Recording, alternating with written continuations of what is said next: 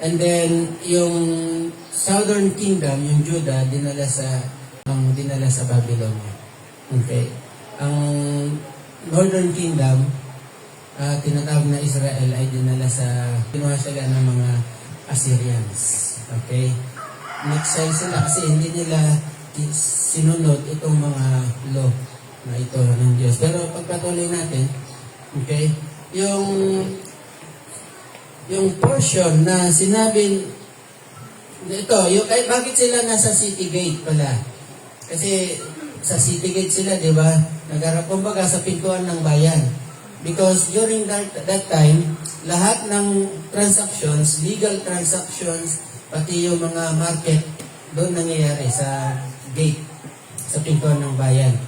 Wala pang barangay hall, wala pang city hall, wala pang, kasi ito yung lungsod panlalawigan. Capitol, wala pang Capitol, ganyan, wala pang White House. Kaya ay Malacanang Palace. Doon sila lahat sa city gate, nag-meet, pati yung mga elders, and then doon ginagawa yung doon nililegalize yung mga transactions. Palaging may witness dyan, hindi pwedeng walang witness. Hindi pwedeng tayo lang dalawang nag-usap. O ito, usapan natin ito, ganun. Hindi pwede. Kailangan palaging may witness. 2 to 3 or more witnesses, mas matibay. Even sa mga pan natin, di ba, pag kumukuha tayo ng mga documents, papanotary ka, may mga witness din. Kailangan mo mag-witness ka rin. Kukuha ng witness mo. Now, nandun sila sa pintuang bayan, and then dumaan yung kinsman redeemer na pinakamalapit. Sa tingin nyo, bakit hindi binanggit yung pangalan? Huwag natin sabing hindi kilala ni Boaz. Kasi doon pa lang sa chapter 3, sabi ni Boaz, ay maghintay ka lang, Ruth, sabi niya. Kasi meron pang mas malapit na kamag-anak kaysa sa. Ibig sabihin, kilala ni Boaz, alam ni Boaz. Pero bakit hindi binanggit dito? Or let's say yung author hindi binanggit kung sino sinula nito. Dahil yung pagtalikod sa karapatan mo bilang kinsman redeemer ay hindi siya magandang reputasyon sa Israel. Actually, hindi ko sinula na dito, pero I think sa Deuteronomy din, na kapag tinalikuran mo yung pagiging kinsman redeemer mo, actually, kukunin yung tsinelas tapos duduraan ka sa mukha ng babae na i-redeem. Duduraan ka sa mukha. Ibig sabihin ay isang kahiyahiyang bagay. Yung hindi mo gampanan yung pagiging kinsman redeemer mo. So, dito, yung pagkatawag na yon yung kinsman redeemer, umupo naman siya kaagad kasi alam niya. And then, nandun yung mga witnesses, and then sinabi ni Elimelech na ganito nga yung sitwasyon nila ngayon.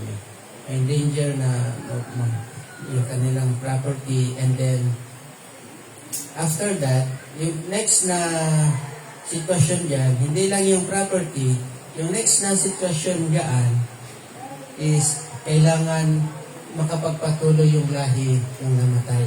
Kasi dapat hindi rin mawala yung pangalan ng namatay. Kaya even sa batas ng Israel, meron din batas yan, yung tinatawag natin na liberate law. Okay? May liberate law din, nasa Deuteronomy 25,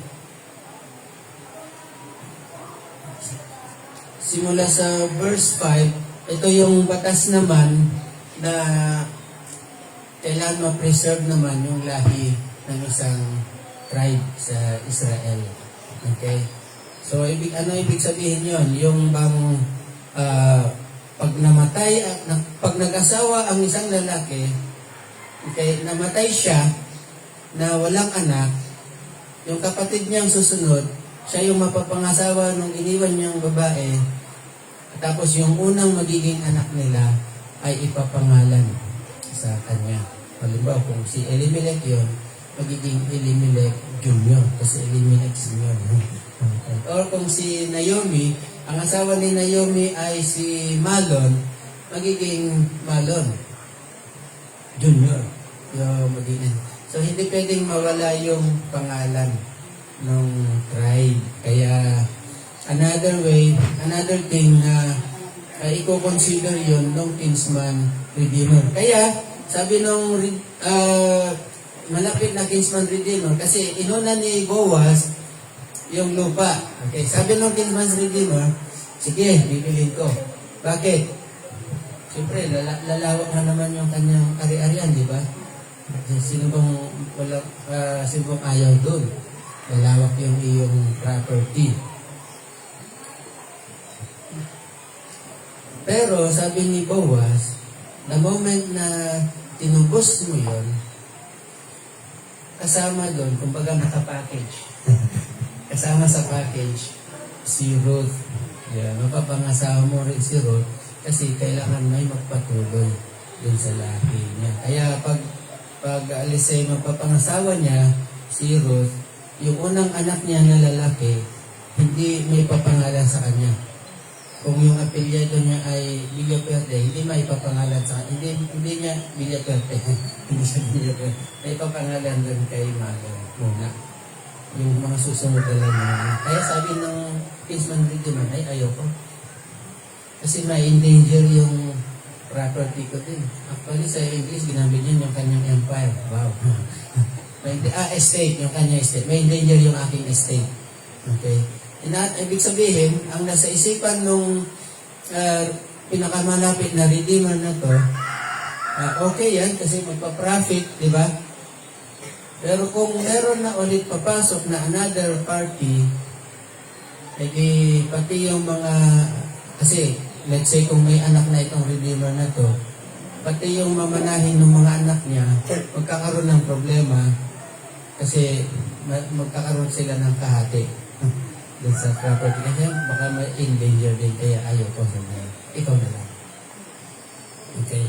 So, doon ngayon, kukunin yung chinelas at ibibigay doon sa, kumbaga, ililipat niya. Ikaw na ngayon ang magkakaroon ng rights dyan. At si Boaz naman, hindi naman tumanggi. Actually, yun yung kanyang hinihintay. Okay, so, kinuha ni Boaz, binili ni Boaz, tinanggap niya yung responsibility at siya yung tumubos doon sa property nila Elimelech. Siya din yung napangasawa ni Ruth. And alam niyo po yung nangyari? Pinagpala ng Panginoon si Boaz. Yung pangalan ng Redeemer na una, hindi na natin alam. Hindi na rin siya kilala. Pero si Boaz, hanggang ngayon, alam pa rin natin, Boaz. Hindi lang yun. Bahagi pa siya dun sa ninuno sa genealogy ng ating Panginoong Jesus. Yun yung titingnan natin. Mababasa rin natin yan sa Gospel of Matthew sa susunod na pag-aaral natin. Diba? Makikita natin doon. So, nandoon yung blessing pag ginampanan mo yung bahagi mo. Kaya sa verse 8, sabi dito kasi sa verse 8, kaya nang sabihin ng lalaki kay Boaz na siya nang bumili, hinubad nito ang kanyang sandalyas, binigay kay Boaz. Matapos tanggapin yon, sinabi ni Boaz sa matandang pinuno at sa ibang naroon, kayo ang saksi ko na binili ko kay Naomi ang lahat ng nasa pangalan ni Elimelech at ni Malon at saka ni Kilion.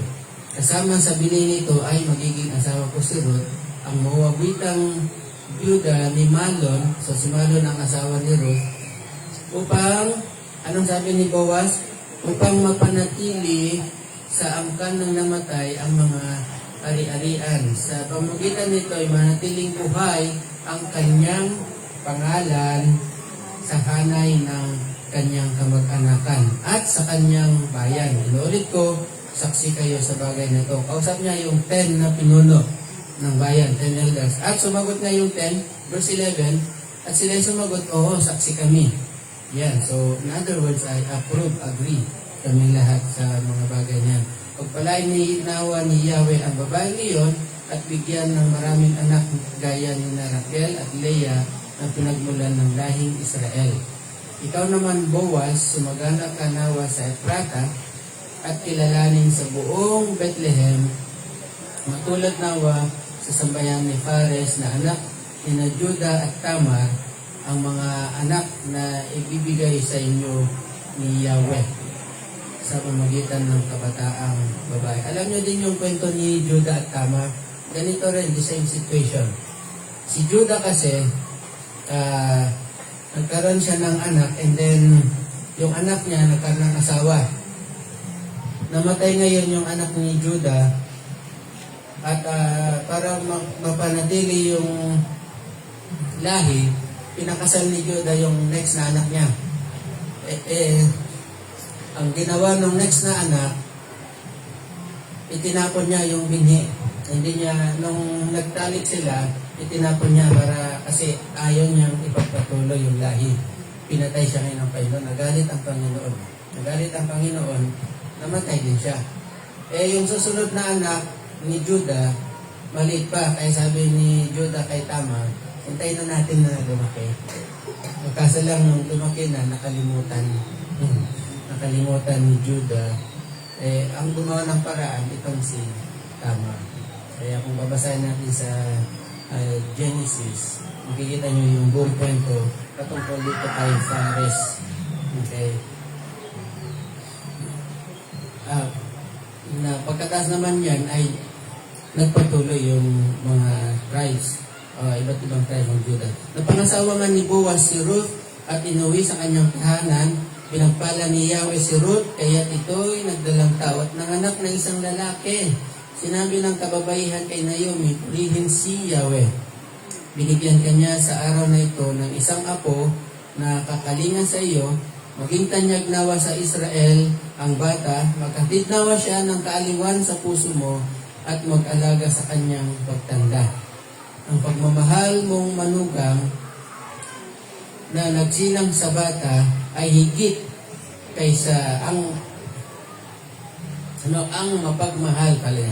Ang mapagmahal mong manugang na nagsilang sa bata ay higit kaysa 7 anak na lalaki. So yung manugang niya ay higit pa kaysa 7 na lalaki. Okay. Kasi ginampanan ni Ruth ang kung anong dapat niyang gampanan kay Naomi. Kaya nagkaroon siya ng anak at alam niyo po ba na itong anak na ito, siya ay tinawag nilang Obed.